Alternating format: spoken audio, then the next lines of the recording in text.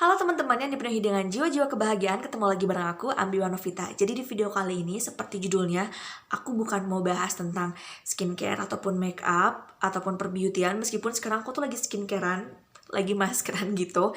Tapi daripada aku bengong, jadi aku bakalan bikin video ini. Nah, aku bakal cerita pengalaman aku selama hamil kemarin, dan itu menjadi introspeksi untuk aku, dan ini adalah hal yang tidak boleh aku ulangi lagi semisal nanti aku dikasih rezeki lagi gitu ya. Nah, yang pertama saat aku hamil itu aku nggak nyangka bakalan berefek panjang ketika aku nggak tahu kapan terakhir aku menstruasi. Nah, jadi betapa pentingnya ini pengingat buat aku ya. Jadi aku nggak ada niatan buat menggurui sama sekali di video ini. Jadi aku cuman sharing aja, teman-teman setelah dengar video ini sharing lagi gitu. Nah, jadi aku tuh memang orangnya tuh mood-moodan. Aduh, ini jatuh. Aku tuh orangnya emang mood-moodan banget buat nyatet kapan terakhir menstruasi. Jadi ya kadang dicatat, kadang enggak gitu. Kadang inget, kadang enggak gitu. Jadi waktu aku tahu hamil, ya aku nebak-nebak aja gitu kapan terakhir aku mens. Dan ternyata itu tuh secara enggak langsung sangat berpengaruh dengan penentuan HPL kan. Hari nenek lahir. Aku lupa HPL apa, nanti aku cantumin di sini.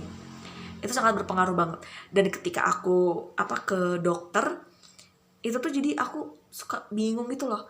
Kapan ya aku? Jadi aku mengira-ngira aja. Nah, itu dia. Jadi penting banget buat nyatat kapan terakhir menstruasi. Terus yang kedua, selalu jujur sama dokter ataupun bidan ketika konsultasi.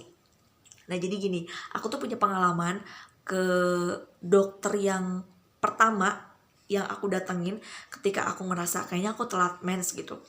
Nah, aku tuh bilang ke si dokternya, emang aku nggak tahu kapan aku mens. Terus si dokternya tuh kayak yang, ya udah kalau gitu kita anggap kamu hamil aja gitu. Ya mungkin itu maksud si dokternya bagus ya, kamu kok gimana sih mungkin gitu ya, nggak nyatat kapan terakhir mens gitu ya. Jadi aku tuh ketika ke dokter lain, jadi aku nggak mau kena marah lagi, dan aku nggak mau bete lagi kalau misalnya kontrol ke dokter gitu. Jadi ya udah aku ngira-ngira aja, kadang di dokter ini tanggal segini, dokter ini tanggal segini gitu. Jadi ya memang harus jujur karena itu sangat berpengaruh terhadap HPL seperti itu, dan pertumbuhan janin juga begitu. Nah, yang ketiga, waktu hamil aku itu senang banget makan pedes, sesuka itu banget. Jadi waktu ada anak magangnya di kantor aku, mereka pasti aku minta tolong buat nitip kalau misalnya mereka beli makan itu keripik pedas, karena waktu aku hamil tuh kan aku sebegitu ngantuknya, sebegitu lemesnya, dan menurut aku doping yang paling mujarab itu adalah keripik pedas. Dari mulai keripik silet, keripik singkong, pokoknya yang pedes-pedes aja gitu ya, selain omongan netizen. Pokoknya aku keripik aja yang bikin aku pedes, itu bikin aku gitu agak bersemangat begitu. Nah, terus yang keempat, ini aku nggak ngurut ya. Yang keempat itu karena aku nggak tahu aku bakalan hamil. Jadi di 8 minggu, kan aku ketahuan hamil tuh perkiraan 8 minggu, setelah 8 minggu ya. Jadi sebelum 8 minggu itu aku tuh sering banget minum minuman berenergi yang buat laki-laki gitu, karena saking lemesnya. Jadi ya ini tambahan aja di luar kesalahan aku. Jadi aku tuh bakalan inget kalau misalnya aku lemes-lemes, itu jangan buru-buru minum minuman yang berenergi, yang bikin stamina naik. Ya siapa tahu aja ngisi gitu kan, karena itu berbahaya bagi janin. Aduh, aku merasa bersalah banget itu kalau inget itu. Aku beberapa kali sebelum aku tahu aku hamil tuh aku minum minuman berenergi. Jadi sekali lagi penting banget nyatet kapan terakhir menstruasi. Balik lagi ke poin pertama. Oke, jadi sekarang tadi setelah jujur tahu kapan terakhir menstruasi, jujur sama dokter ataupun bidan gitu. Kalau nggak tahu ya nggak tahu, nanti mereka pasti akan cari solusi gitu. Meskipun dengan berbeda-beda cara penyampaiannya ya, ada yang jutek, ada yang mungkin memang friendly begitu. Nah terus apa yang ketiga tadi, makan makanan pedas. Terus yang keempat itu adalah aku apa sih yang keempat itu? Yang keempat itu aku nggak mau banget minum air kelapa. Ini nih, jadi aku tuh nggak suka sama air kelapa. Gak tahu, kayak asam aja gitu. Tapi ternyata itu tuh banyak banget manfaatnya untuk kandungan, khususnya buat air ketuban gitu. Jadi aku waktu melahirkan ada permasalahan dengan air ketuban aku yang keruh dan sedikit. Dan itu sedeg-degan itu aku waktu jelang-jelang melahirkan, karena harus menghadapi kenyataan bahwa ini yang pertama aku bingung. Aku tuh sebenarnya HPL-nya kapan? Karena aku cuma bisa ngira-ngira karena aku lupa kapan telat mensnya. Terus yang kedua, air ketuban aku udah dikit dan udah keruh. Begitu.